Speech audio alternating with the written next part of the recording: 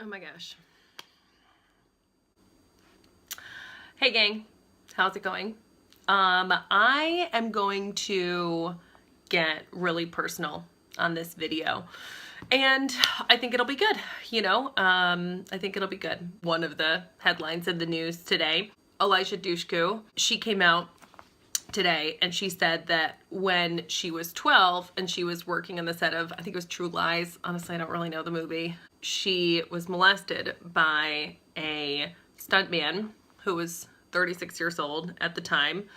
For those of you guys who didn't see the story, he gained her and her family's trust, and then one night where they were supposed to be doing one thing, he took her to a hotel room, and you can Google it.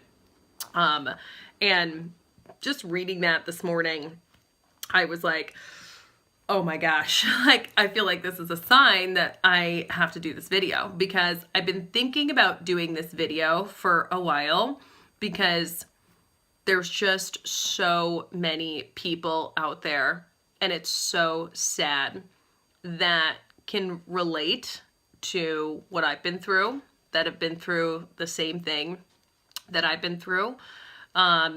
And I feel like I deal with it well day to day today. So I wanted to share that journey and what that's like. I mean, it's literally like the exact same thing as Elijah Dushku's, which is crazy. But when I was 12, I had a tennis coach who basically exactly that, gained the trust of myself, my parents, and then over the course of really like a summer, would pick me up and take me to tennis practices and stuff like that, because it was just easier on my parents than having to drive me or whatever. And most of the practices we just wouldn't really practice. And there were just a lot of times where obviously he would just take advantage of me. And then one time at the end of the summer where it involved a hotel room and a lot of the same type of stuff. And it's weird. It's weird to talk about, but that happened. So I blame myself for so long. And the reason is because I didn't really fight back that much. I did for a little while, and I stopped fighting back. I feel the need to defend that for a second. My defense is well, for my age even, I was super shy, quiet, not confident girl. But the sad thing is that I thought that I feel the need to defend that. I don't have to defend the fact that I didn't kick and scream and I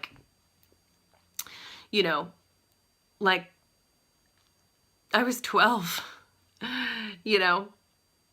So, of course, I was easily overtaken and influenced, but because I could have defended myself further, I felt like it was my fault for years.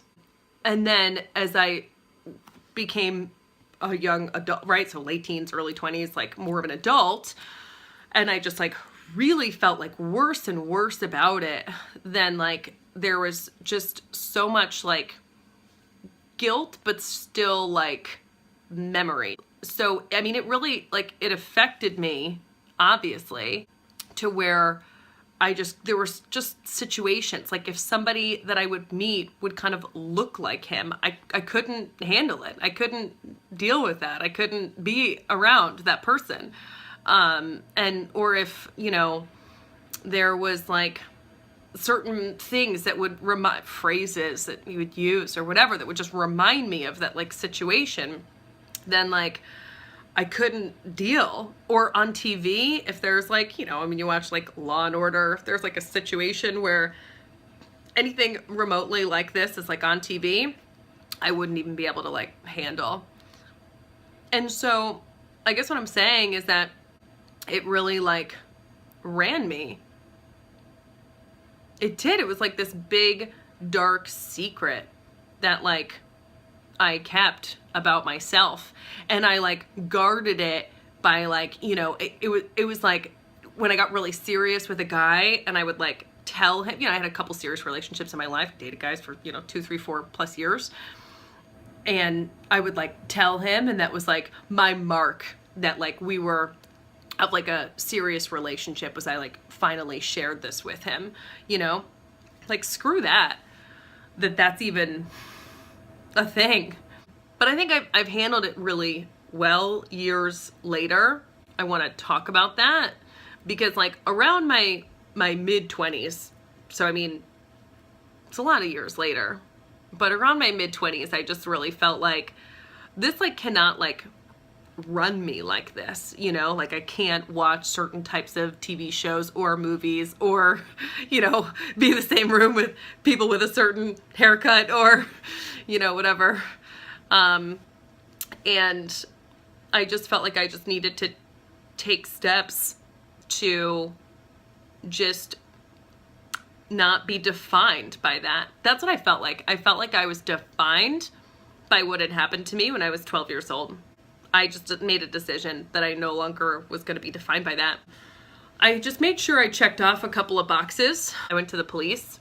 I mean, honestly, nobody at the police station really seemed to care because it was so long ago. But I just had to go through what I had to go through. So I filed a police report and just got it on record, and I tried to look for him online or, whatever, just tried to see if I could find any trace, and I couldn't, because that way I could maybe press charges, I mean, whatever. I had to close all doors. Like I just had to close all doors and exhaust all options so that like it was closed. I made sure that, just people in my life knew so that those boxes could just be checked, right? Like I, since told my parents, which was like hard. It really helped with just like closure on the situation. The last thing that I did that really helped for closure on the situation was I really realized that what had happened to me didn't define me for sure, but it did help to shape who I was today in a very positive way, because I had two ways of looking at everything. It affected me as a result. I just got in with the wrong stuff when I was like 14, 15, 16. It's the wrong mix, the wrong scene. Here's the negative way of looking at it, right? As a result, that gave me a certain type of reputation. By the time I was in my senior year of high school, I really like removed myself from school in a lot of ways. I still went to class, I got good grades, but like I didn't go to my senior prom. I was just over it, and just the pain that was causing, because I just wasn't normal, and like I couldn't feel normal about like what was going on. I mean, when you think about, I don't know, I mean, how many high school friends like do I have, right? Like 0. I have 0 friends from high school. All of my best friends in my life are from like 20, 21, 22 and on. That's a lot of why. And so I focused on this negative side, right? The reason why this defined me for so long was because I would think about it like that. I was like, this is what happened to me, and then therefore this is what happened to me in high school, and then therefore, I'm like just starting to get my life and my friends going in my 20s, and therefore, right, it was like this victim mentality. And look, I had every right to have a victim mentality. I was the victim. But I guess with all the stuff that I like study with business, and I can say this from experience, right? It's very difficult to judge somebody else's situation. But for my own experience, I was just really tired of like, even though it was like inwardly being the victim. And I decided to look at everything like just differently. I was like, what if I just flip this on its head?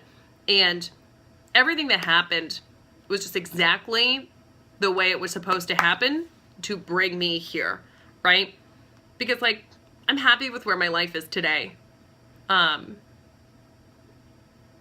And so if you look at it the other way, this happened to me when I was 12. And so as a result, when I was 14, 15, 16, I was not involved with some of the right groups and situations and Friday and Saturday night activities.